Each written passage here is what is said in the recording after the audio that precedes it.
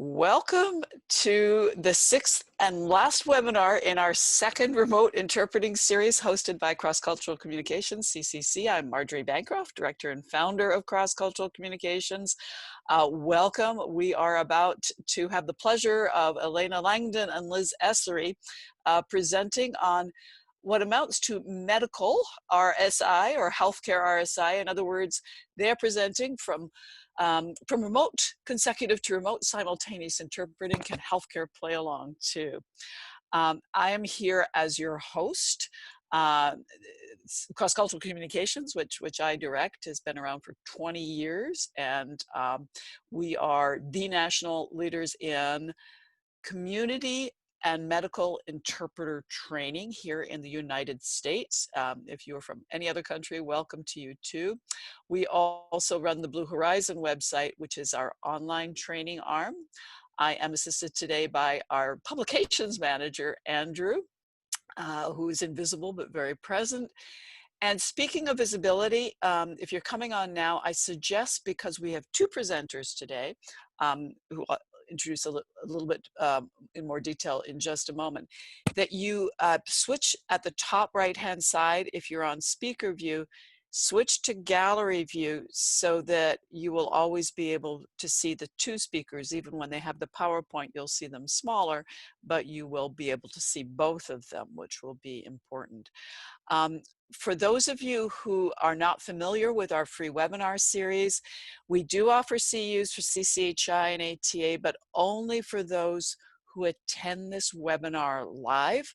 A couple of other points: if you could please use Q&A for questions for the presenters, which I will be asking in about 45 minutes to our presenters, at least as many questions as we can get to. We never get to all the questions. If you have questions for CCC or want to say hi or other comments, please use the chat.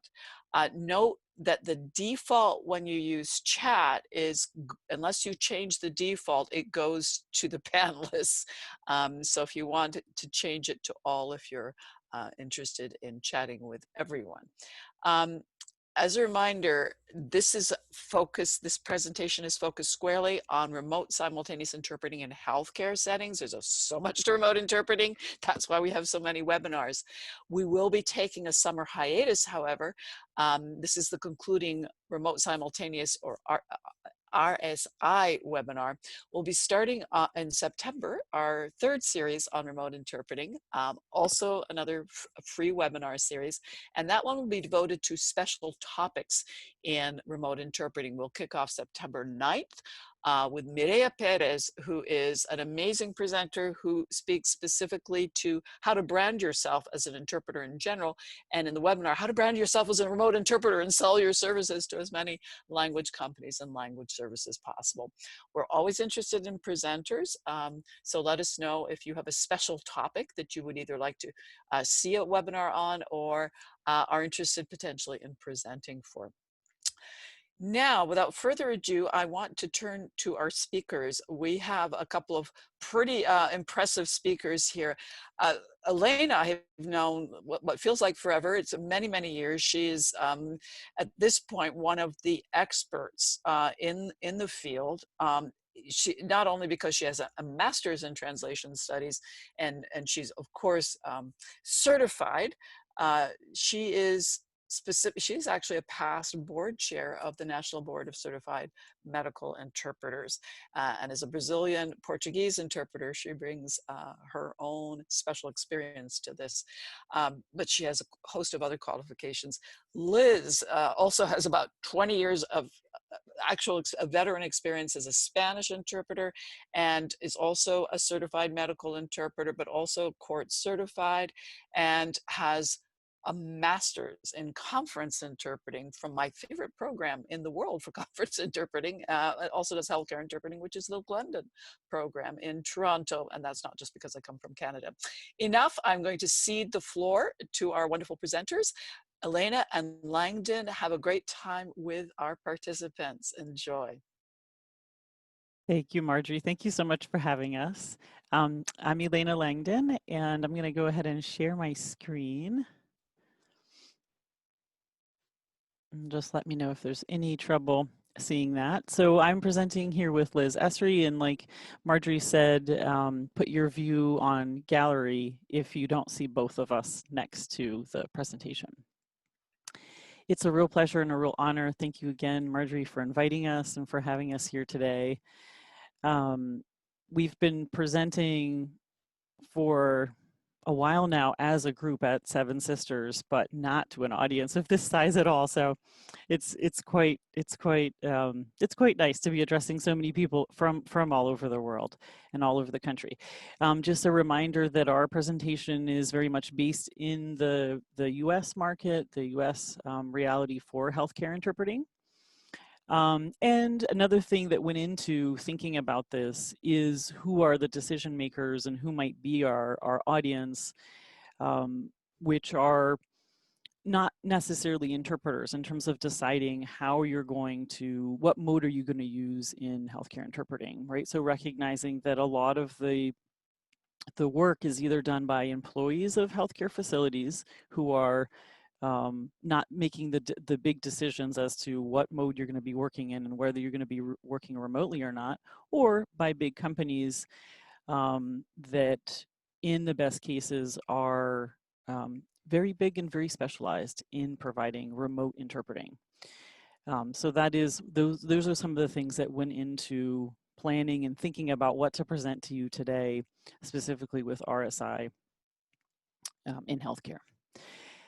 And this is our slide just introducing the three of us that are at Seven Sisters Interpreter Training and Consulting. So it's myself, Liz Esri, who's here, and then Laura Holcomb, who is very much in spirit with us today as well. And we provide training for interpreters in many different ways. So one-on-one training, we are creating some self-paced courses for you. We've provided several trainings for different groups that are practice intensive trainings in different types of interpreting. We just had a very successful sim lab, which was simulated medical encounters, and it was all online. And Liz can talk a little bit more about that at the end if anyone is interested. And we got together, the three of us, over a year ago. I think it's been about a year and a half, and it's just been a wonderful partnership. And we have another business which specializes in RSI, and this was also way before the pandemic.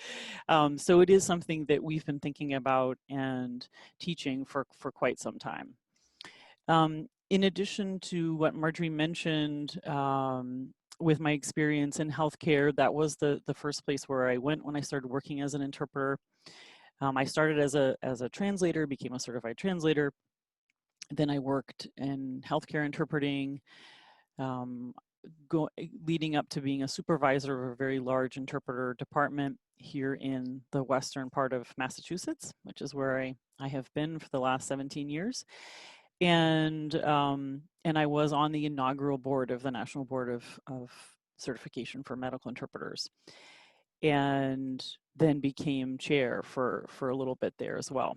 And I've done a lot of work. Probably some of you will recognize my voice if you've watched older webinars that the National Council on Interpreting in Healthcare provides. I always like to plug their webinars. Just like these webinars that CCC has been putting on, the National Council webinars are excellent webinars. And if you're a member of the National Council on Interpreting in Healthcare, the webinars are free and they're every 2 months. And the membership is, I think, still $50 a year. Very much worth it. And I voice hosted several of them and hope to get back into it as well. And I'm currently on the board of directors of the American Translators Association. So with that, I'm going to let Liz introduce herself, because I'll go on too long if I don't do that now. Thanks, Elena. Hi, everyone. I want to echo Elena's just enthusiasm at being here with so many colleagues, being able to speak to so many of you at once about a subject that we love, and thanks to CCC for inviting us to speak. We're really thrilled to be here. I have really a very similar trajectory to that of Elena's. I began in healthcare interpreting and spent the last 5 years of my career in healthcare supervising a large language services department at an academic health center in Indianapolis, and later went on to become a certified court interpreter and then do my graduate work in conference interpreting. Remote work in terms of interpreting has always been a big part of my interpreting life. I also did my first year of graduate work online. And like Elena mentioned, even pre-pandemic, we've been working, doing a lot of remote work, helping people to understand just how to successfully hold encounters and events and meetings online. And I just moved to Houston, so if anyone's in Houston, hello. And with that, I'll turn it back to you, Elena, so we can get started. Okay. So this is just an idea of what we're going to do today. I have some surprise questions that are not on this slide. But in general, we're going to look at just a little bit at the bit of research that has been done in RSI and in RSI in healthcare, because there have been a couple of studies. We're going to talk about specifically what we see, how we see RSI playing in healthcare, and then we're going to propose. We have a somewhat controversial proposal for you all.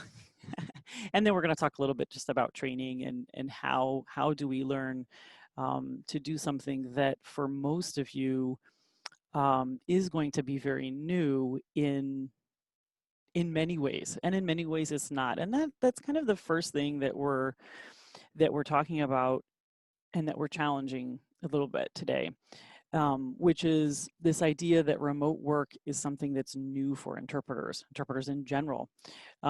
It's not a new thing. If you look at some studies, especially based in Europe, they would consider even when you're doing booth interpreting, so you're doing conference interpreting, and the booth, the setting where the interpreters are, is not in the same room. So maybe it's in a spillover room or a different building. Some people are considered that remote interpreting years ago. So this is nothing new for interpreters in general, and it's even less new for healthcare interpreters. And you all know this because of the main mode that remote interpreting started with in the field of healthcare, which is telephonic interpreting. Telephonic interpreting, as you all know, in the United States is done consecutively for the most part. Liz and I were actually before this presentation talking about, like, yeah, I guess sometimes it can be simultaneous over the phone, but that involves having separate headset, phone. Yeah, they are. I think they are a headset, right? You know, the separate phone headset. This is, again, this started in the 1970s, so it was way before we had the internet at our in a place that we are now, and it takes place over the phone. There's no video, there's no visuals involved, right? And then we have video remote interpreting. Some of these definitions and some of the terms are not used universally, especially in other countries. And video remote interpreting is done, what we consider it, and I think this is kind of what most people consider it, it's when it's consecutive, but you do have video there. So in healthcare, of course, both OPI, right, and VRI are extremely prevalent. And they have been for quite some time. There's some very big players in this field, language service providers, that pioneered this, and we have people have been writing about it for, again, a couple of decades. So that's nothing new. What is new in healthcare is this idea of remote simultaneous interpreting. And so the newness of it, when you look at these three here, the newness has to do with the mode, right? That it's simultaneous. And even that is something that we're going to challenge a little bit today, in terms of that idea of that being a new thing, the simultaneous mode. But first, I'm going to start just talking a little bit about the research that has been done. So a study that I really like to think about and talk about is a study that was done by Barbara Moser-Mercer 15 years ago about remote interpreting. And this article came out in the Swiss Association of Applied Linguistics journal, and it's called Remote Interpreting: The Crucial Role of Presence. And she outlined in the beginning of it kind of the things to watch out for when you're doing remote interpreting, the things that that an interpreter needs to watch out for. So psychological aspects, such as coping with the stress of a novel work environment. That was what she focused on for that psychological aspect of it. Medical aspects. And she talked about the visuals of relying on screens for all your visuals. But now what we're hearing really is the audio component of that, acoustic shock, what is it, junk noise, all these other terms for damaging your hearing because of the intense and sustained use of headphones with audio that might not be very good. Might being, you know, most of the time it's not very good, right? So that would be considered a medical aspect that we really need to keep our eyes out for RSI and for remote interpreting. Processing information from multiple sources. Okay, so it's coming in from all different sources. Operating multiple controls. If you think, especially if you think about a lot of workarounds that interpreters are doing in different settings, where you also are on a phone call with your partner when you're working as a team, and you're operating multiple buttons, you're operating multiple mute buttons. That's something also to be very careful for, and to do more studies about. This is what she said 15 years ago. This is what we have to study when we think about remote interpreting. Also, motivation. You know, is it something that people really want to do? So it's something to look into and research. Is this something that interpreters are going to be motivated to do? Do they like doing it? And then social isolation, which now we all know all about social isolation. What she found through a very rigorous and very interesting study, that all the details are in that article, including doing things like evaluating the errors, marking errors, which is something that a lot of studies do. Also doing studies, I can't remember if it was, I think it was with saliva to measure stress, and doing then perception scales of stress with interpreters. It was really a very interesting study that they did to look at what interpreters were going through when they were doing remote interpreting as conference interpreters. And these are the things that increased. The interpreters perceived stress, so they felt more stressed. That makes sense. They got more tired. The mental workload was increased, and their performance fell. And it fell, in fact, after about 15 minutes. Conference interpreters, especially at the time, usually work in 30-minute chunks. So she was recommending already work in 15-minute chunks. You know, where when you're working in a team, switch after 15 minutes if you're doing it remotely. Lack of control. So interpreters felt that they lacked control, and an increased sense of alienation. So these are the things that she found. And of course, 15 years ago, there was nothing like an RSI platform. And there was much less something like a Zoom add-on, or doing 2 different video conferencing calls, one so that you can hear your partner and one so that you can hear the source. But it's, even though this wasn't specific to healthcare, I think it's a really interesting study to look at, because she really focused on this idea of presence, which is what I hear a lot, if not all of the interpreters talk about when they talk about their misgivings and fears surrounding remote work, and specifically RSI, because of the nature of it. If you're doing OPI and you're doing VRI, the setup is no longer novel, and a lot of these things will go away, especially for people that work, like I said, for a large company that has a lot of experience and very good training, or for a hospital that has a very robust employee-based hub. The second thing that I want to challenge is this idea that simultaneous is something new in healthcare. About, maybe it's been as much as 10 years ago, I started presenting about using simultaneous in healthcare. When I was trained, I was trained by a conference interpreter as part of my master's in translation studies, but we were trained by a conference interpreter and quickly started teaching classes and created a course, a short course that was community interpreting. And I had simultaneous in there because I felt like the programs at the time, this was a while ago, this was also about 15 years ago, weren't really talking about simultaneous, and simultaneous can be used in healthcare. But a lot of people weren't talking about it. And if they were, and within the last 15 years, people did start talking more about simultaneous. And this is kind of what we were seeing. So you can do simultaneous in healthcare, right? If you have mixed language encounters, so you have some people who speak the same language as the provider, some people who don't, or you might have multiple, languages there, where you have to have the use of relay, group settings, emergencies, and then sign language. One thing I think I didn't mention in the beginning is that, yes, we're focusing on spoken languages in this presentation. But sign language is all simultaneous, right?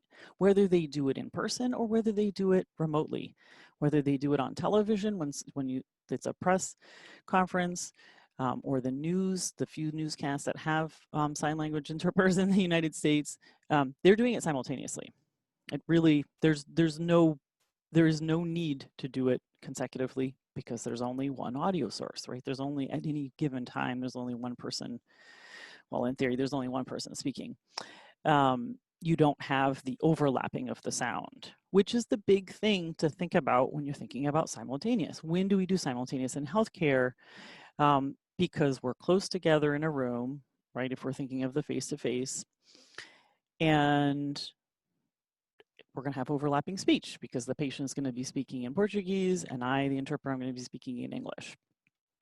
And of course, what experienced interpreters have been doing for many years is whispered simultaneous, right? Chuchotage, which is also taught in conference interpreting because you do it at the diplomatic events and at a dinner where you sit very close to the person and you're hopefully not whispering, but you're speaking very low because whispering is damaging to your voice.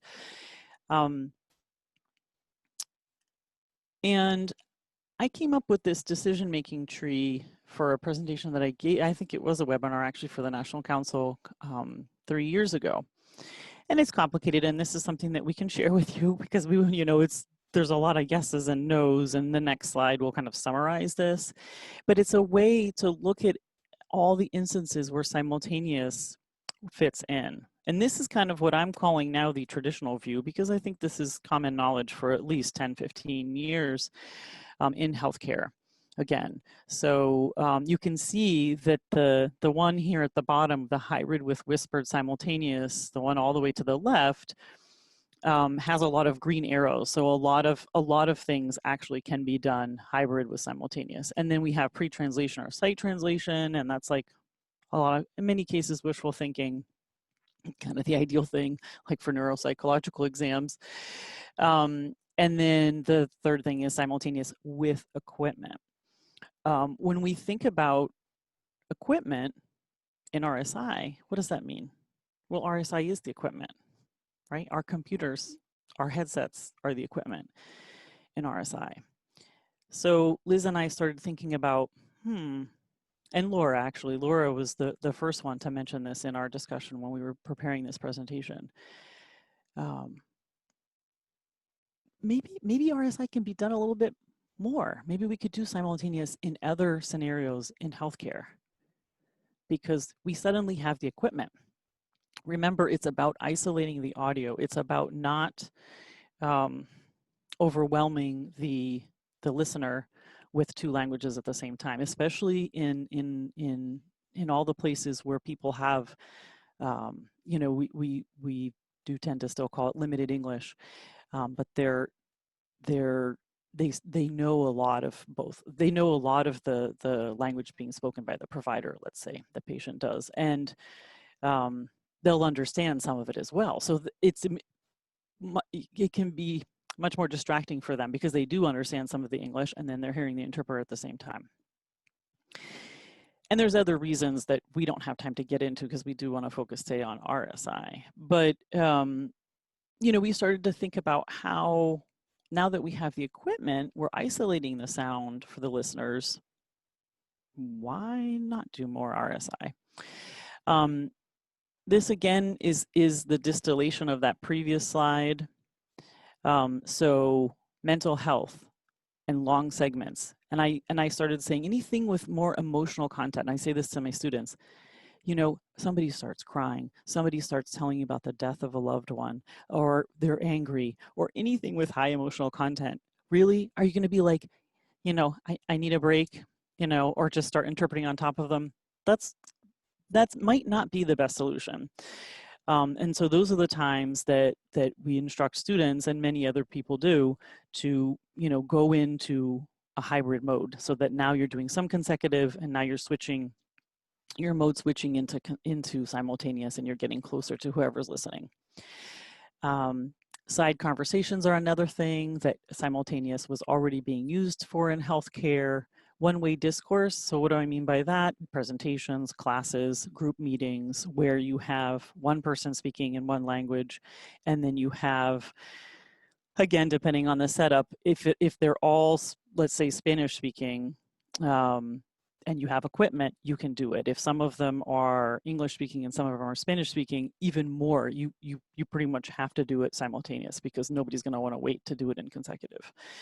And in settings where the patient is actually language concordant with the provider, but other people are not. So we have family members. So whether it's a child or not who speaks English in the United States, but they have family members who have a right to hear what's going on and not be left out. That's also a very good moment, very easy moment to fit in simultaneous. And that's what we had already been talking about.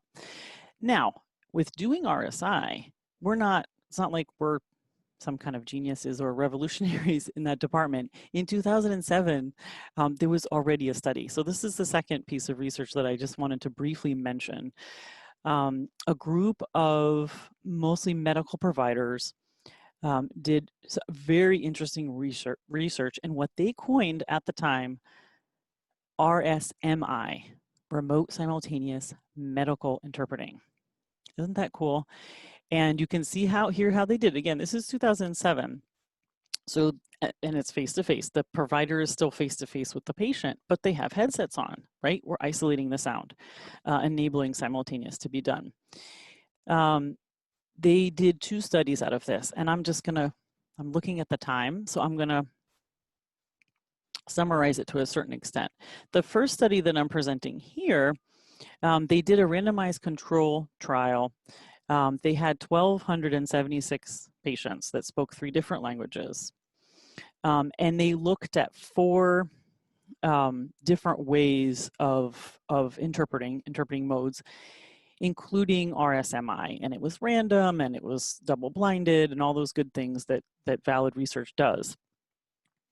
And what they saw with this is that I have to look at my notes because there's the 2 studies, and I don't want to get confused. What they saw here was that patient satisfaction went up. They felt like the provider, when they were in RSMI, they felt like the provider was taking better care of them.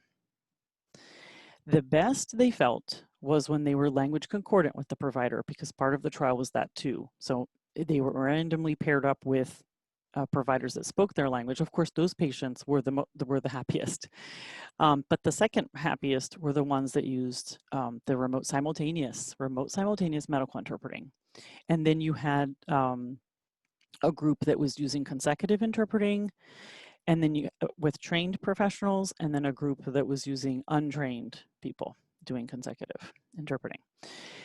So it's a very interesting study to look at. The next study, and this paper was published slightly different people, but it's in general, you know, a lot of the same people at the same location, which was in a New York, very big New York hospital. And I don't have that note right here. Oh yeah, it says it on the bottom of the slide. They looked at the impact on time and errors. And here's the big finding that they had with this study. It was 12 times the amount of medical errors when they did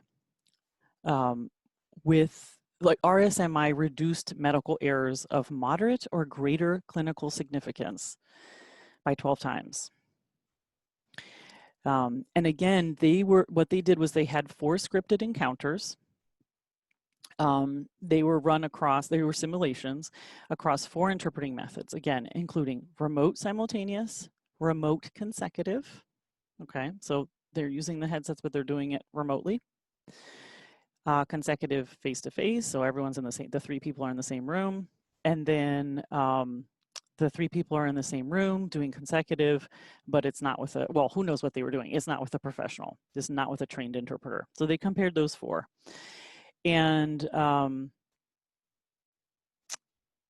the non-RSMI encounters had 12 times more medical errors of moderate or greater significance. So we're not talking about minor mistakes or omissions, omitted the color of the socks when it didn't matter. No, it was actual consequential medical mistakes. So it's just very interesting to see that even back then, someone was looking into this. And I first found out about this when I first taught that course. And I was like, wow, somebody's doing this. This is really interesting. I tried to see if they've done much more, and that main researcher, Francesca Gainey, has done some interesting research with palliative care and looking at patients who have trained interpreters toward the end of their life and satisfaction levels and level of care. But she doesn't seem to have done any more research with the remote simultaneous. And so really, that's my segue into thinking about what are we trying to achieve as healthcare interpreters, as interpreters in general. It's better communication. If there's a study, and of course this would have to be reproduced, but if we see a study already that's saying the time is reduced, and I didn't mention that the time also, of course, of the encounter was reduced, which is great for everyone. It saves money for everyone. If it reduces time and it reduces errors and the patients are more satisfied, right? Those were the 3 kind of big things that were found in that experiment. That makes it pretty compelling. And so I think just starting to think about doing more RSI, doing more simultaneous, if not mostly simultaneous, for healthcare interpreting. If that's, we've had consecutive in this country as the gold standard for a long time. The hospital where I worked, my boss, the manager of the department, was very much in favor of doing simultaneous and encouraged our interpreters to do simultaneous whenever possible. It has to be carefully done, and that's a whole other, that's another webinar. Maybe we could do that in one of the special topics, but it's something that we want to plant that seed. Now, for those of you that are Brazilian, you're going to understand what I'm saying. I'm saying that I am now, having said that, that somewhat controversial statement, I'm going to hand the pineapple over to Liz. So take it away, Liz. And let me know if you want me to do the slides or if you just want to, share your screen. I think I'm okay. Thank you. I am not Brazilian nor am I a Portuguese speaker, but I completely understood what you meant by handing me the pineapple, and I'll gladly take it. So now that Elena has really set that foundation for us in terms of what's already been done and said in terms of remote simultaneous and healthcare, let's take it a step forward and try and answer that question that she just proposed, that pineapple that she just handed me, can RSI and healthcare actually support better communication? And so I think that when we think about remote work as interpreters, a recurring theme that comes up is the loss of control. And Elena and Laura and I talk a lot about this.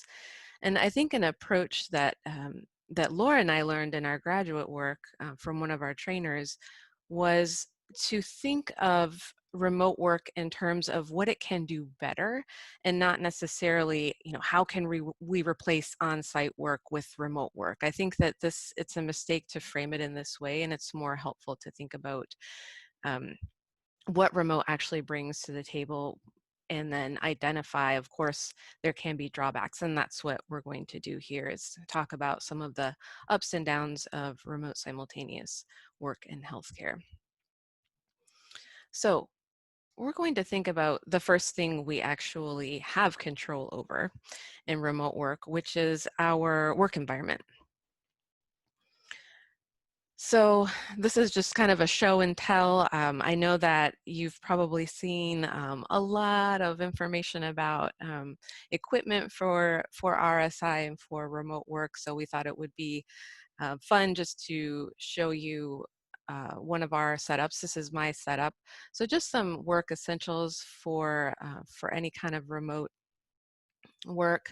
I'm having a wired internet connection, a backup power supply that's connected to the internet, and then an external monitor. You can see that I can have my documents and online glossaries up there while I'm looking at the speaker, and maybe I've got a chat up there on my laptop, and then I've got my USB headsets there.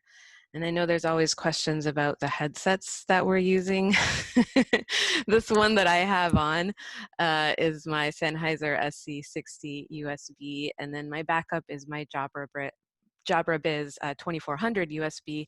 I actually got the Jabra to use as my main headset, but the Sennheiser is just a lot more comfortable. Both of them have hearing protection and noise cancellation features. And you can see my little plant life there. It's important to make a kind of a pleasant, livable workspace.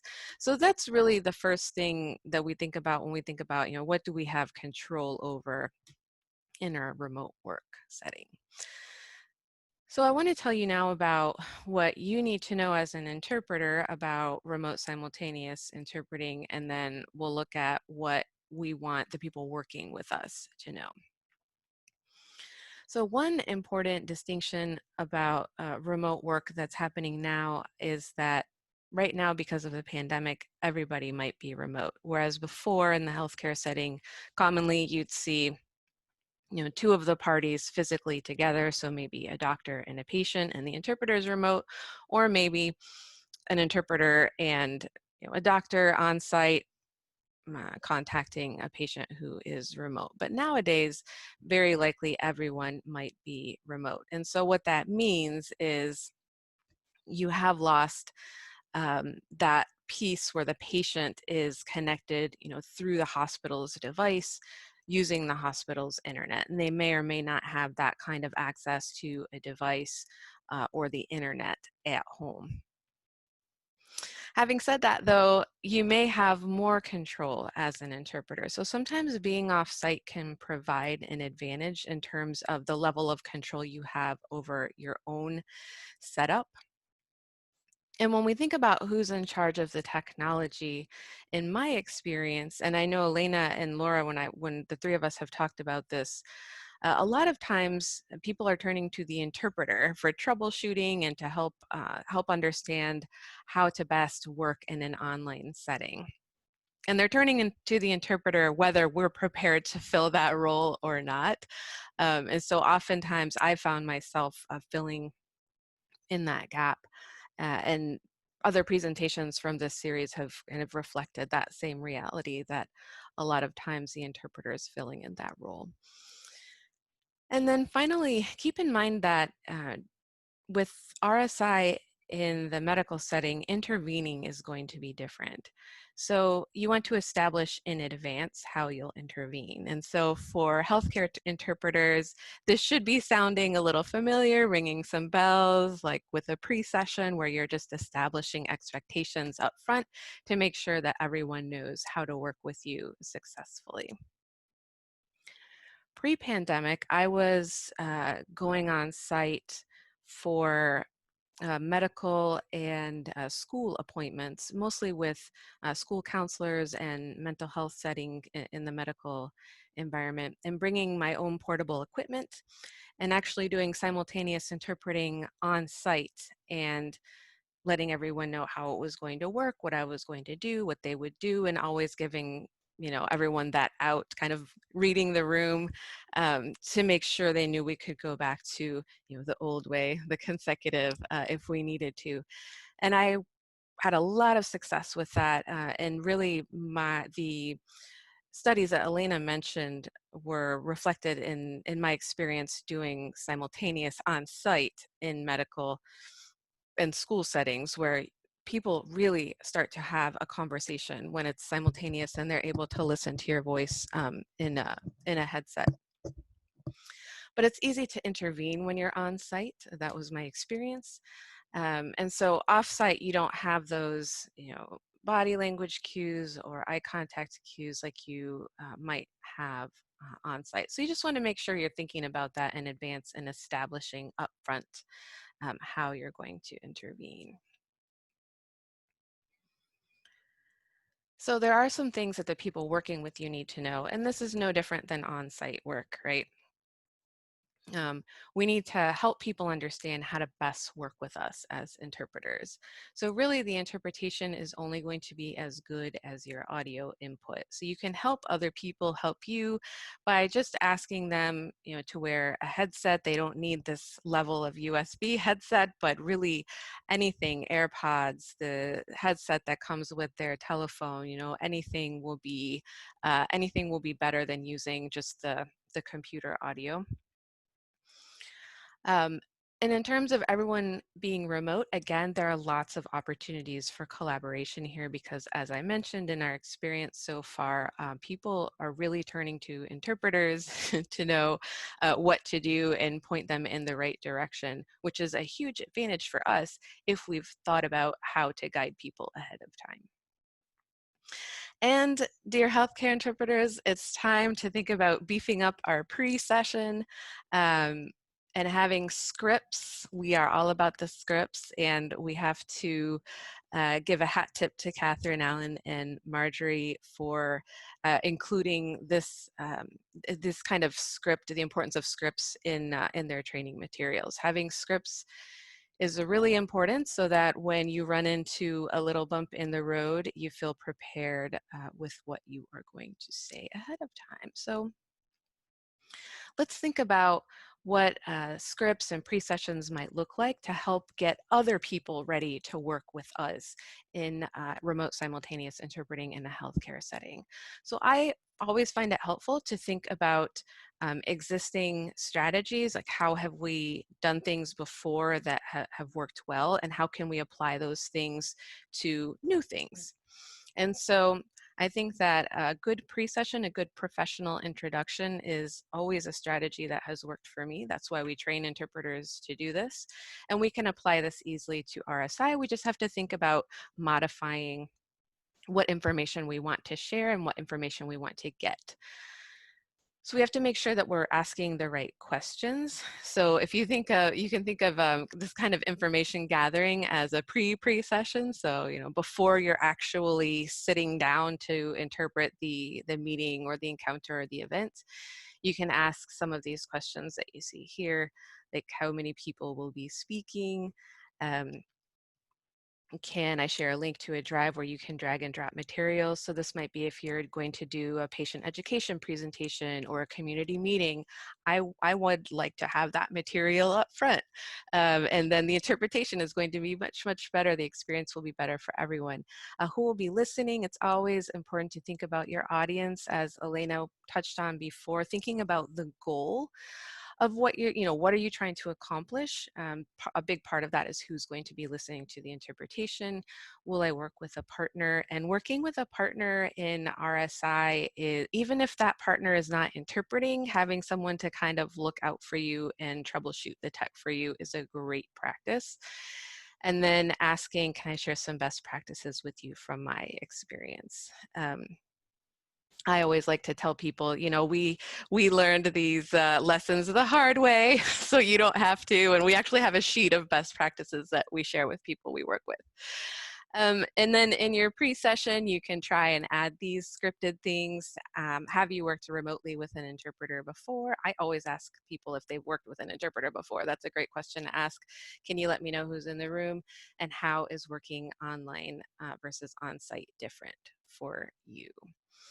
So I'm going to zoom through these last few slides so that we have time to get to some of your questions.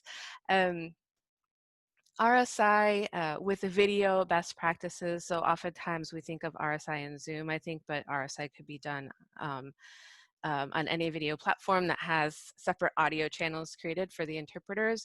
Make sure that you're plugged into the internet and check your speed ahead of time. This is the best way to set your mind at ease before you get started. If you can, make sure to get a tech rehearsal on the books. You know, if you're interpreting for a community meeting, any kind of event type thing, patient education setting, please make sure to use a headset. We know you know, but it's not always intuitive that you need a headset during simultaneous, just like you do during consecutive. And then if you are interpreting spoken language for one-way communication, so you have just one speaker speaking, it's not a back and forth, we find it's best to turn off your camera so that it avoids confusion with hearing one voice but seeing two people speaking. Just a couple more best practices to show your name and language in your video when you're interpreting, and that way people can identify who you are. And if at any point the audio isn't working with you, this is a trick I learned from my conference interpreter training, you can simply say the interpreter can't interpret due to problems with, and then you say the problem. That'll do the trick and hopefully will prompt the person listening to you to raise their hand and intervene on your behalf. There are some unique challenges in healthcare in terms of getting RSI up and running, concerns obviously with privacy. Oftentimes in the, I talked to a lot of managers of language services when I was preparing for this, and telehealth platforms do not always play well with others, so we're not always able to integrate an RSI solution into existing telehealth platforms.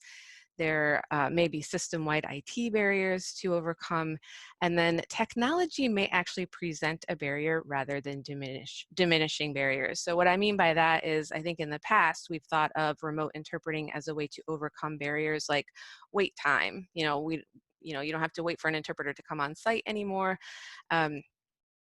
But in this case where everyone is remote, it may create barriers in terms of, you know, can a patient, can a family member join a call where there is RSI? Do they have the technology and the internet to do that from home?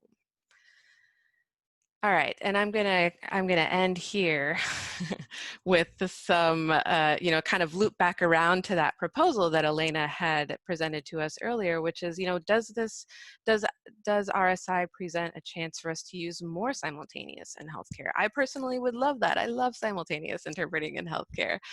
Can this be a new tool for patient-centered communication? Sure, but it depends. We do need a system supported, and by that I mean, you know, hospital system, healthcare systems, system-wide has to be supported. That the platforms have to be supported. It has to be accessible. You know, if we lose the accessibility piece, it falls apart. And we need training for interpreters. I know healthcare interpreters are great at being told, do this thing, and we figure out how to do it. But I think we really need more training for healthcare interpreters if this is going to become a staple. So I am going to end there. We do have these resources to share with you, and I've got I've got this in print as well. But these are just some resources for further consideration.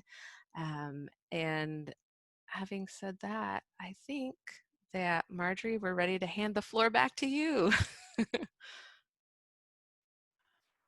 Well, in my case, that's just to ask you ladies some, and I apologize in advance, only some of the dozens of questions due to limitations of time. So let me just dive right in. There was one question that came to us actually before your webinar, but it does seem to be an interesting one that still stands. And this is from Philadelphia, at hospital in Philadelphia. We once had an encounter at our facility with an agency interpreter that began conducting the encounter simultaneously, and the provider complaint was that the interpreter was not allowing him to finish, that the patient was getting confused by having two people talking, and ultimately he was concerned that the patient was not having time to respond if he or she had a question. So my question is a two-part question. How can simultaneous interpretation be effective if it can be disruptive for both the patient and the healthcare provider? And two, is there a method that can be used to make it seem less complex for both the patient and the provider? I can feel that one, Do you want me to Elena. read them one by one? You go It's back to okay. the first one. I took notes. I think that's a great question, and Good interpreter that you are. Yes. I think that I love this question. Thank you for asking it, because it kind of makes us step back and think about, well, before we're even talking about doing simultaneous interpreting remotely, I think we have to talk about how we do it, on site, right? And so I think that my strategy has always been, if I'm going to do simultaneous in healthcare, to say that upfront in my pre-session, and really to ask some questions first, to figure out, who's going to be in the room, who needs me, if maybe some people need me and some people don't, and then I'll suggest simultaneous, and let them know how it's going to work. And that, to me, that's kind of the answer to both of those questions. That avoids it being disruptive, because I think the disruptive part, it's not just hearing two people speak at the same time. It's the big disruptive part to me is like being caught off guard by, like, why are you doing this? And so I think that, to me, answers both the helping it be not disruptive, and then also that's like the method or the strategy. And that answers another question on the same topic that came during the presentation. So thanks for the answer really to both. Um, One interpreter said, I do hear a lot in your presentation about visuality of interpretation. Does that mean that simultaneous interpretation is difficult for blind interpreters? I don't know if you can answer that question, but I certainly want to flag it as an interesting one. It is Would an it be any harder? interesting, it is an interesting one. I have worked with a blind interpreter, um, and I don't know and I've had students who are blind, so, and I'm not sure if that ever came up for them as an issue. I don't know, Elena, if that's only my anecdotal personal experience, so Yeah. I don't know what research says. I mean, I wouldn't know either. The only thing is that if note taking isn't an option, then then it seems like consecutive might be more difficult. I mean, they're not going to have anything to jog their memory. I don't think so. But I guess I don't really know enough. I'm like you too, but I would echo your observations that I certainly haven't heard blind interpreters complaining that it was harder to do simul than consecutive. So, but very interesting question.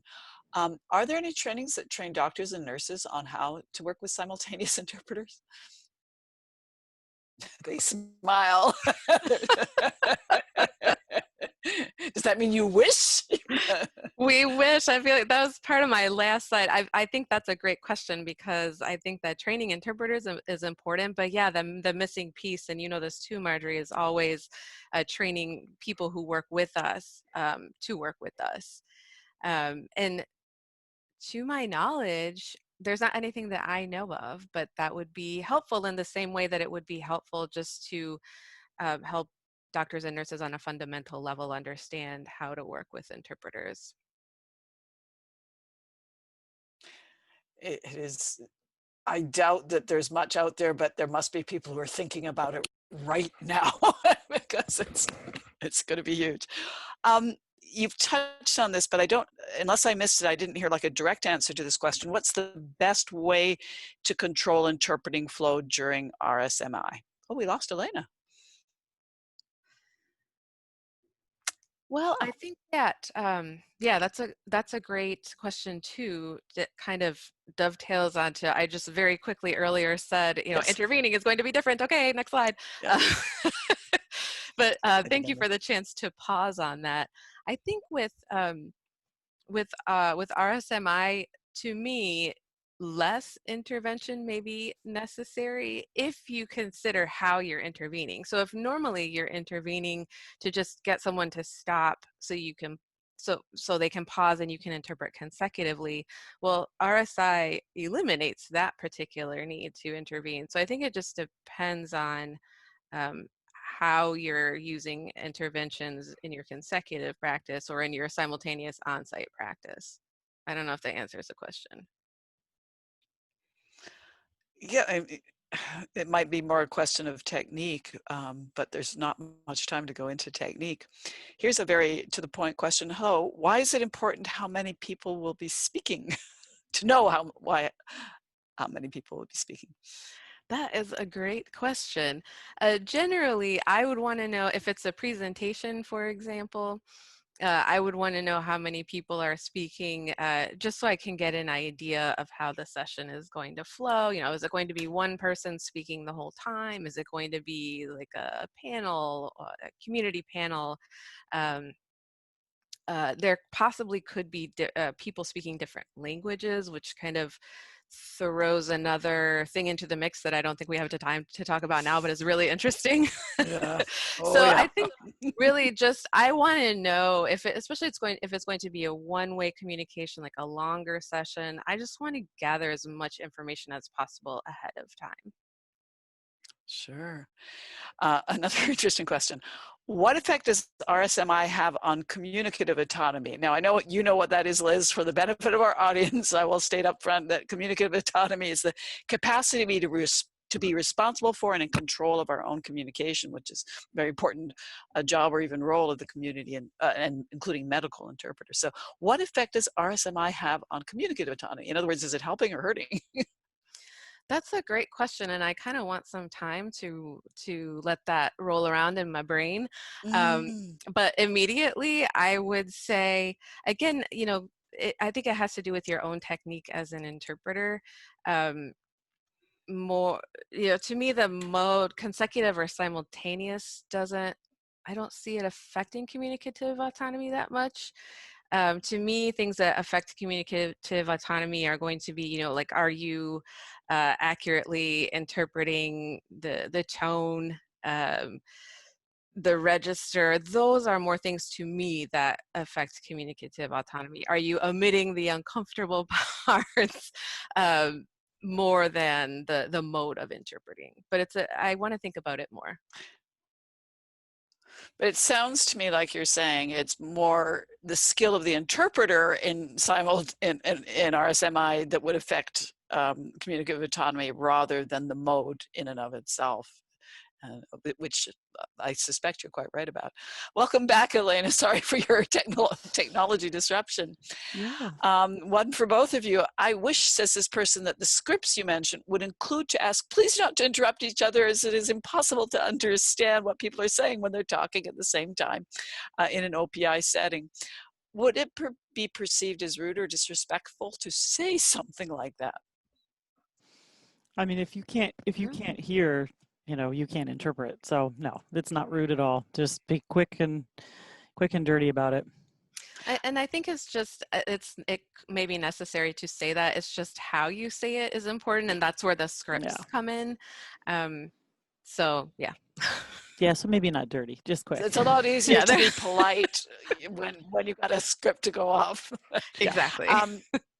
But Elena's response is also the response I've seen from sign language interpreters, American Sign Language in particular, who's like, well, you know, if I've got to hear to interpret or I've got to see to interpret, I just take care of it as part of my job. And I think spoken language interpreters are sometimes more shy about doing what they need to do to make accurate interpreting happen.